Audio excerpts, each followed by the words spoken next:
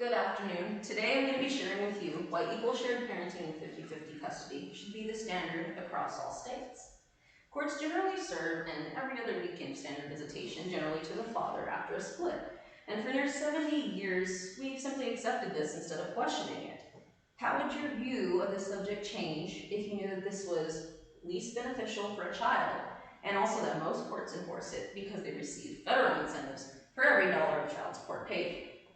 For the last 10 years, I have been a bonus mom to a wonderful bonus son, but unfortunately witnessed a lot of drawbacks with an every other weekend, sometimes less, schedule opportunity.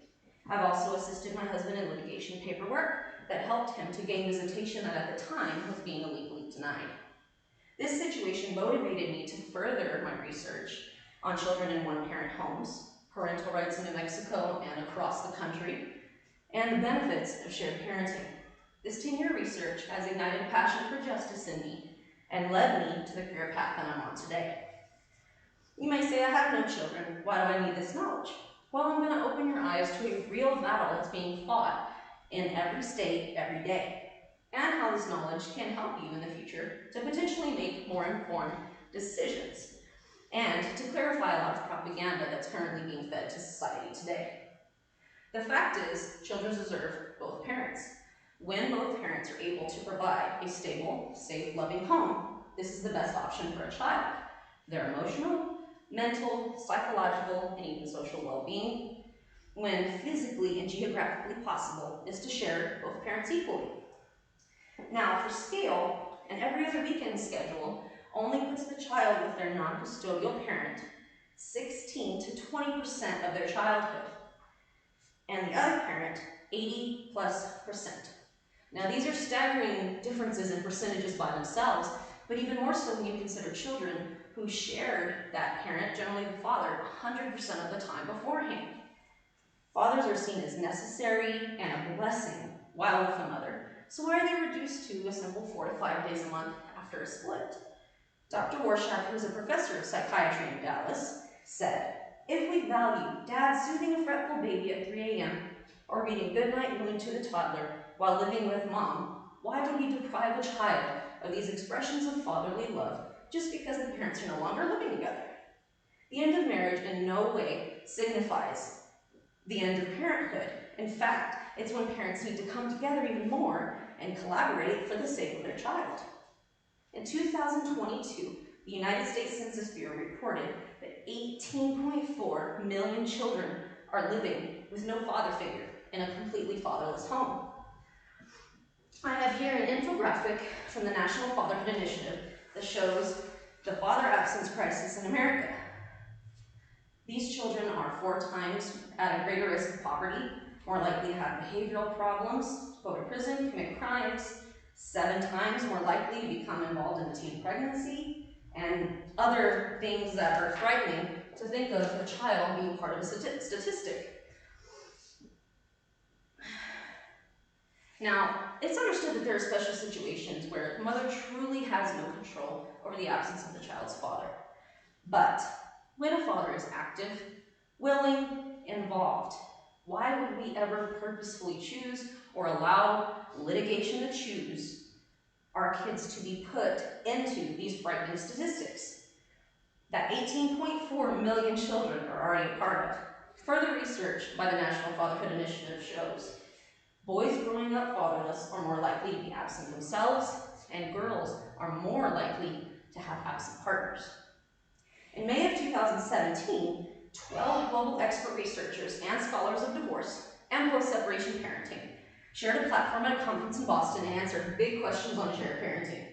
They found that over 50 studies demonstrate children have lower depression, anxiety, and dissatisfaction. They have lower aggression. There are less instances of smoking, drinking, and drug abuse. They even have better school performance and cognitive development. They have better physical health and even familial relationships. Get this, even when parental conflict is factored in, these children do better with shared parenting than in sole custody homes. Here I have another infographic that shows the strengths of father presence from the National Fatherhood Initiative as well. Less emotional behavior problems, no neglect and abuse, less injury, obesity, poor school performance, and other such things that I've mentioned. Shared parenting has already proven so successful, and several states have already implemented shared parenting guidelines for court. Natalie Goncharova, who is a writer for Parents Magazine Online, put in an article last year that 11 states have a presumption of joint custody and 7 have language in the law to maximize parenting time. So we're on our way. In 2018, Kentucky legislature was the first to enact a law that states its purpose is to create a presumption that joint custody and equal shared parenting time is in the best interest of the child, and it also requires the courts to consider the motivations of the parents involved.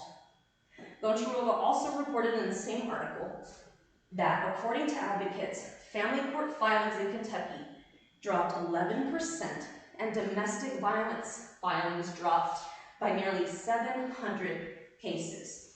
This is showing to be successful in a multitude of ways. Matt Hale, who's a Kentucky board member of the National Parents Organization, stated quite candidly that this new legislation encourages obvious cooperation between the parents as well. In 2021, Arkansas followed. New Mexico enacted an official guide to developing time-sharing schedules, and now Ohio is the next state to draft a shared parenting bill. Equal shared parenting has also proven beneficial to single moms.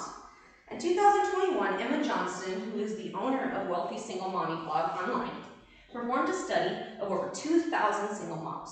Some of the highlights are moms with 50-50 custody are 55% more likely to earn 6 figures annually and 325% more likely to earn 6 figures annually than moms who have 100% sole custody. And 98% are happiest with this 50-50 schedule across the board. Seeing the benefits not only for our children, but potentially us as single moms as well, how could we possibly argue anything less? There are dissenters that argue that consistency is not possible between 2 homes, and that's simply not true when the core concern of the parents is cooperation in raising the child. Custody Exchange is a great website that has wonderful guidelines online for factoring different schedules that worked for different age children and different personal parental schedules as well. The point is to do what's best for the child, not us. While younger children do better with less time away from parents, think a 2-day on, 2-day off schedule, they still benefit from shared parenting the same way older children and adolescents with full week on, week off schedules do. We love our children, we cherish them deeply. We want them to thrive and grow uninhibited in every way possible. Ensuring that we are not the inhibitor of that growth with another parent is a guaranteed way to allow them to continue thriving healthily. There are still other challenges with trying to gain 50-50 custody. There are, as I mentioned in my introduction, corrupt family courts and their incentives. Just one mountain to climb in gaining 50-50 custody. Title IVD funding is the federal funding that awards states federal incentives to match every child support dollar paid. That was reported by the Self-Represented Litigation Network in 2017. In 2022, the State Justice Institute further clarified that under Title IVD, the federal government reimburses states $2 for every $3 the state spends on eligible program costs for providing child support services. Now with 50-50, that makes the issue of the incentives in child support almost redundant. Each parent provides for the child on their own time. School clothes, toiletries, beds, toys, each parent provides for on their own time. Things that would be split 50-50 are things like medical bills, summer camp, school supplies, and like. If one parent can't cover their half this time, the other parent picks up the slack, and then they cover the next expense. The whole point is the collaboration between the parents, and to dismiss the idea that a potentially corrupt government is needed in order to raise our children. Government intervention should only be used in the absolutely necessary cases. Battling pettiness and ignorance from the other parent and from a lot of society is also another challenge of not only gaining the 50-50 shared parenting legislation, but also to gain the traction and support to keep the movement going further. When we teach ourselves the facts regarding shared parenting, it removes the ignorance. When you remove the ignorance and you know the facts, it should remove all pettiness regarding visitation. It's always about the kids. It's always about what's best for them. Every family is different. But across the board, studies have shown that 50-50 is what's proven best. When parents are able to effectively come together and co-parent for the betterment of their child, everyone wins. The results are undeniable. When children share parents equally, they thrive. There will always be disputes regarding custody matters, but if 50-50 is the standard, for one, courts would be held to the constitutional requirement of innocent until proven guilty, of why a parent wouldn't be deserving of 50-50, instead of guilty until proven innocent. This also ensures that the parents have a legitimate reason, such as heavy abuse, heavy neglect, for trying to deny visitation to the other parent. And last, it would ensure that family courts are held accountable for what is best for the child in their cases and not their federal incentives.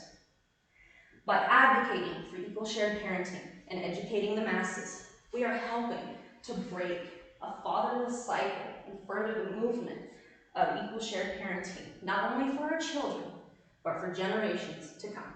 Thank you.